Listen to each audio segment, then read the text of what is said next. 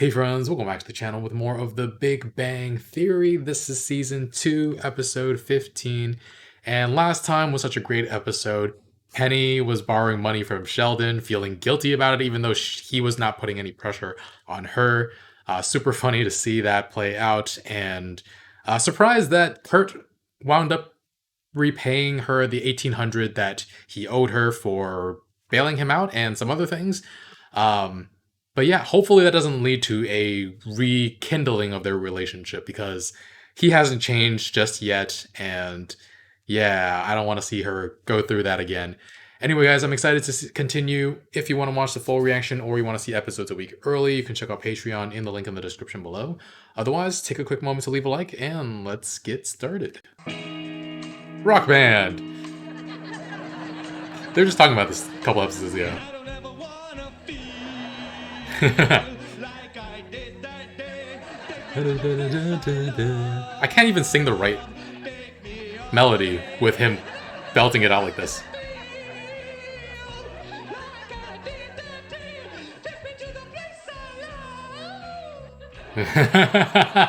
Please. We're just finding our sound.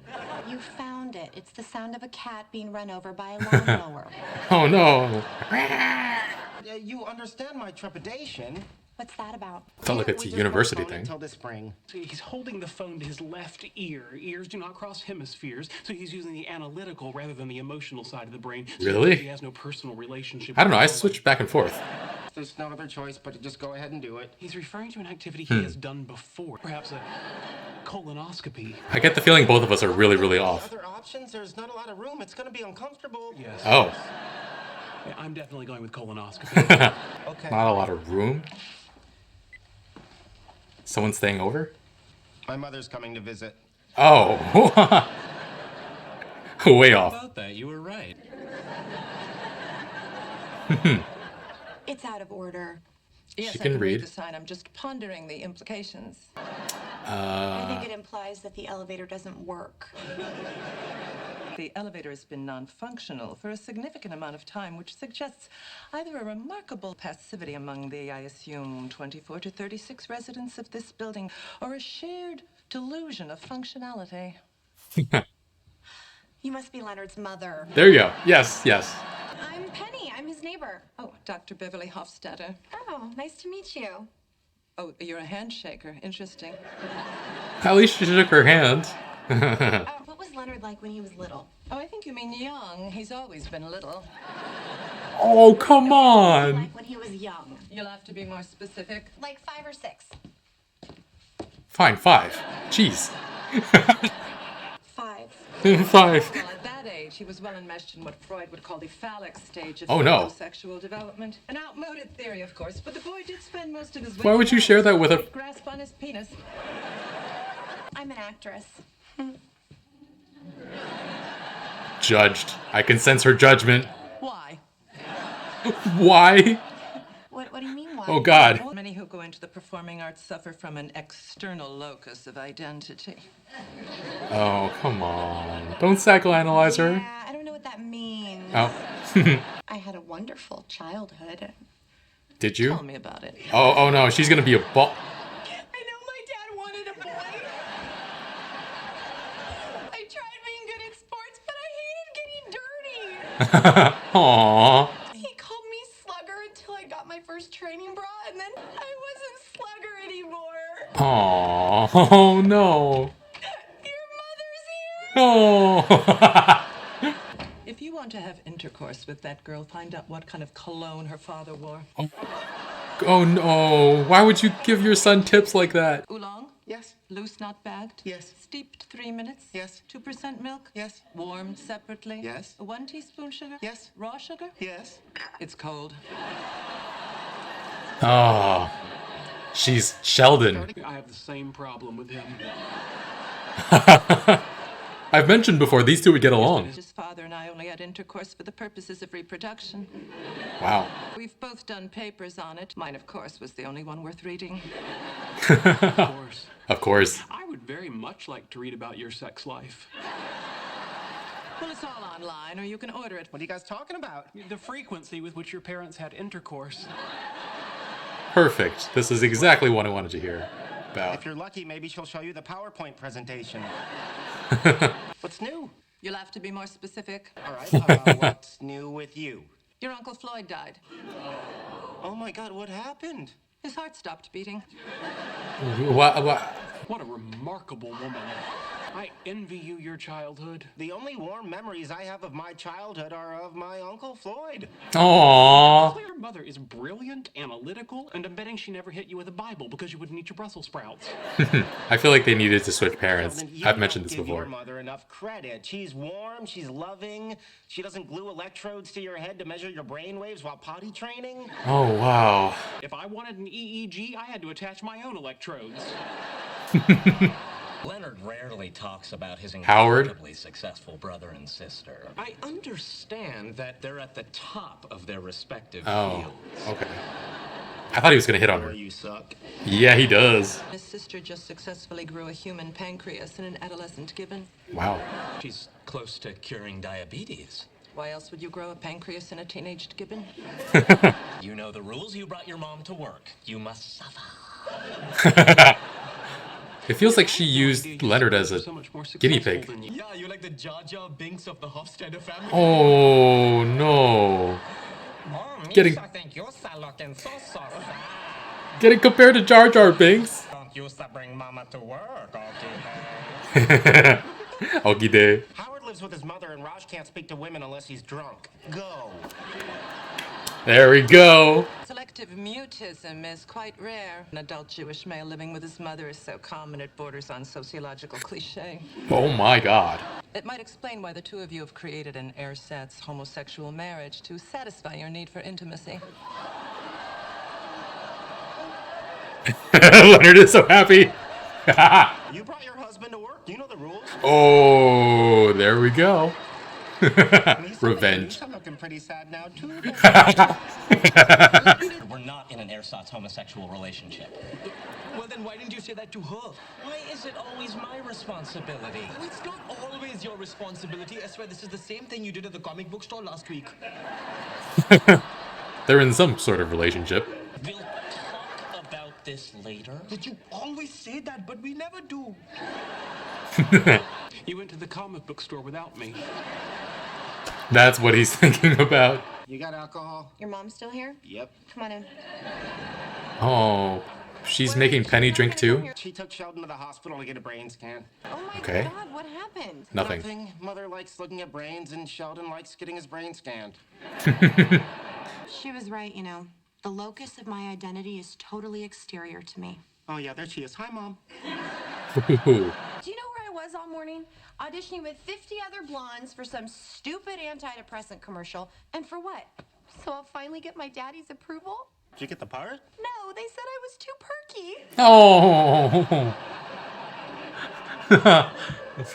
Oh no. You know what I used to do when I was little to have some sensation of human contact? Yeah, you grabbed your penis and wouldn't let go.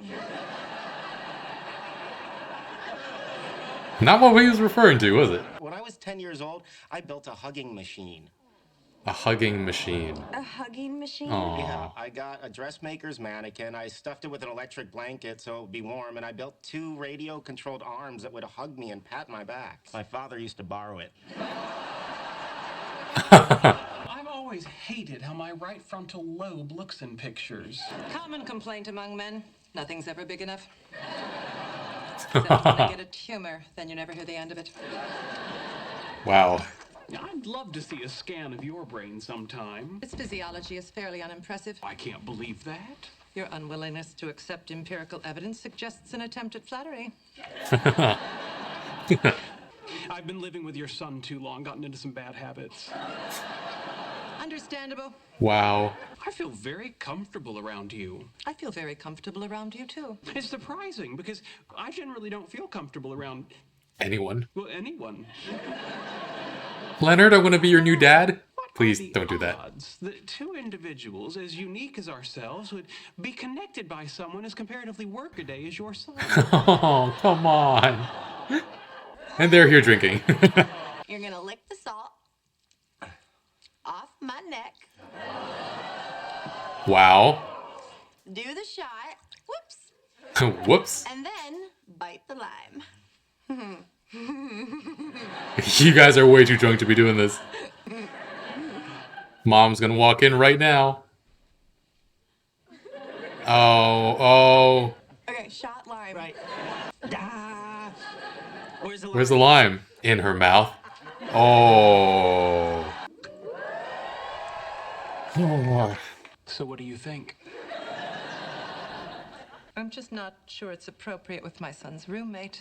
Based on everything I've observed about us, I can't help but speculate we'd be very good together. In what way? I experienced an unanticipated and remarkable release of endorphins. What are we talking about here? It's quite satisfying. You're appealing to the neuroscientific researcher in me. This is actually gonna happen. Honey, shush. You shush, I'm happy. I want to talk about it. She would say because No. you were not loved by your father, and I was not loved by my mother, that having sex is our way of making up for the intimacy we didn't get as children. You ruined Why it. would you bring that up right now? You're not having sex with me, you're having sex with your mother? Oh, God. I'm gonna go with no. Get out! He almost had sex with her. That's what they were. Wow. Keep walking. Never think about this ever again. Have a nice flight. That's not really in my control, is it? It's a warm sentiment.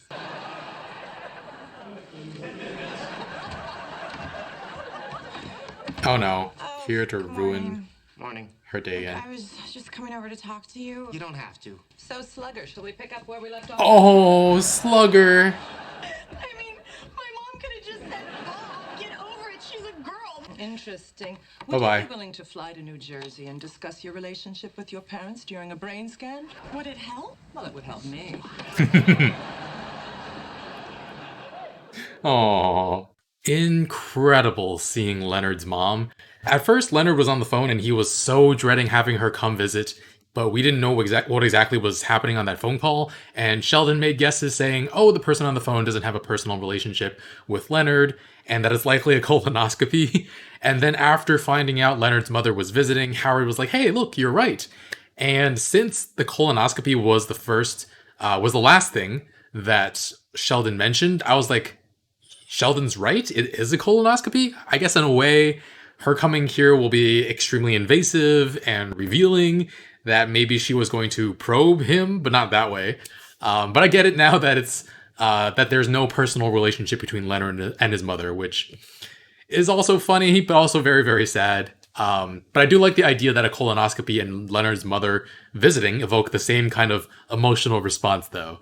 But I can see definitely where Leonard gets a lot of his issues. And I didn't realize he has two siblings. I don't know if it was mentioned before and I forgot or what. But Beverly mentioned them and the fact that they're much more successful than Leonard. But I have to imagine that they're suffering from similar psychological problems that Leonard is going through. But yeah, Beverly is remarkably like Sheldon. Sheldon said he really envied the way Leonard was raised, and I've mentioned before, I think back in season 1, that it feels like they might have been better off if their parents had been switched around. But now we actually kind of understand why Leonard is so willing to comply with Sheldon and why he's so attentive. Because Sheldon's list of demands are so long, and then nothing is ever good enough for him. Like, did you do this? And then what took you so long? And then same exact thing with Beverly here, all the ways she wanted her tea made. She listed off a whole bunch of different qualities, and in the end, it's cold, and she's unsatisfied. Probably would have been a little warmer before you started asking all these questions, but hey. But yeah, the way she analyzes all of our characters. First she runs into Penny and immediately makes her cry. It's only like 3... It's the 4th floor, right? There are 4A and 4B, I believe. And does that mean lobby 1, 2, 3, 4 like in Europe, or 1, 2, 3, 4 like in the United States? But yeah, only 3 or 4 flights up, and Penny's already a mess. She's crying, talking about how she wants to be an actress and how that means that she suffers from an external locus of identity. And then getting to how Penny tried to win her father's approval while she was growing up, being called Slugger. And I mean, Penny was just being friendly and trying to learn a little about Leonard's time when he was little. I think you mean when he was young. He's always been little, which just so ruthless. Okay, when he was young. Be more specific. 5 or 6? 5. Like it's just comedy gold, really. But eventually, Penny's just crying. She knocks on Leonard's door, and he just like, oh, she's crying because my mother's here. Of course, that makes sense. And Beverly is obviously very good at analyzing people, but not. It doesn't seem like so much in the helping them solve their problems kind of thing. She even suggests to Leonard to wear whatever clothes Penny's father wore to sleep with her, which yikes. And Penny and Leonard actually do get dangerously close to sleeping with each other this episode after a very sexually charged drinking session where Leonard licks her neck a lot and the lime was in her mouth. But he had to go and ruin it by voicing one of the most horrible things you can say during a romantic encounter. My God, Leonard, like, what were you thinking, man? But also, yeah, they were also both very drunk and both emotionally vulnerable in that moment with Penny and Leonard lamenting the love they never got from their parents. And I don't know that it would have been a good idea, but they both could have used some comfort in that moment, so I don't know. But upon hearing that, she kicks him out. And some of the stuff they admitted to each other was really sad. Leonard built a hugging robot. That's so sad. And his father used to borrow it. And then it's just such a lonely existence. And then Penny not getting an antidepressant commercial because she's too perky, despite the anguish she's feeling about not getting any jobs. And that's so sad. It's so sad. And then with Howard and Raj, Howard was trying to get Beverly to talk about how much better Leonard's siblings are than him. Such a bad friend. And Raj jumps on too while Beverly is off urinating, as she often does, calling Leonard the Jar Jar Binks of the family. Oh, that is, for a nerd, I feel like that is one of the worst insults you can lay on someone. Glad Leonard retaliated and turned her against them instead. Howard lives with his mother, and Raj can't talk to women unless he's drunk. Go! He like set her upon them. And Beverly talks about the selective mutism and how boring and typical it is for a Jewish man to live with his mother. I actually had never heard that stereotype before, but she also goes on to talk about Raj and Howard creating a substitute marriage to satisfy their need for intimacy. And of all the things she said this episode, that one rung the most true. And the way they bickered afterward to reinforce her point, super funny. And yeah, just Beverly came into this town like a whirlwind, threw curveballs into everybody's lives, but the fact that she was able to trigger that in all of them so easily just makes the point I've been making for the entire series so far, that they really need to go to therapy. And not with Beverly, because one, their personal connection to her, and two, because she's kind of not a good fit therapist-wise for most people, to put it lightly. She is a psychiatrist, and I don't know what her clientele would be like. I guess the only difference between a psychologist and a psychologist is that a psychiatrist can prescribe medication, I believe. I think that's the only difference. But yeah, after all of that, the one person she does get along with really well is Sheldon. And oh my, Sheldon was asking all these questions about her sex life and the way they bonded, their fascination with each other's brain. Their banter is almost close to flirtatious in a way, but obviously there are no romantic feelings there, I hope. It's just... And then there was that conversation where that she was just... It was completely laced with sexual innuendo. So what do you think? I'm very tempted. I'm not sure it's appropriate with my son's roommate. Oh my. I can't help but think and speculate that we'd be very good together. Of course, they weren't talking about anything that intimate, but turns out they just wanted to do off-key karaokeing together. I don't know. They just happened to share that passion, I guess. I couldn't even sing along to that song because, even though I like it, because their singing was just too distracting. It was so off-key and everything. Super funny, though. But yeah, we end the episode with Beverly calling Penny Slugger again and making her cry again, just 3 flights down. I'm gonna assume it's 1, 2, 3, 4 and not lobby 1, 2, 3, 4 like it is in Europe. And then asking her to fly to, I want to say, New Jersey for a brain scan, not to help Penny, but to help her. Oh God. I was saying earlier that we've met all the guys' parents except Leonard, though we've only heard Howard's mom. But yeah, I was really looking forward to seeing Leonard's mother, and she definitely lived up to the hype. Just so over the top, ridiculous, and so much like Sheldon. I hope she comes back again once in a while. Again, I mentioned she's like a whirlwind, and I need to see more of her and Sheldon's chemistry and relationship. And it's comedy gold. It really is. And hopefully, Leonard can come to some closure with his mother about their relationship, because it seems like he's really, really still suffering from that a lot. Anyway, guys, this was a blast. Thanks for watching. Leave a like, really helps with the channel. Full reactions and reactions a week early on Patreon in the link in the description below. And yeah, I'll see you guys next week with more. Bye, friends.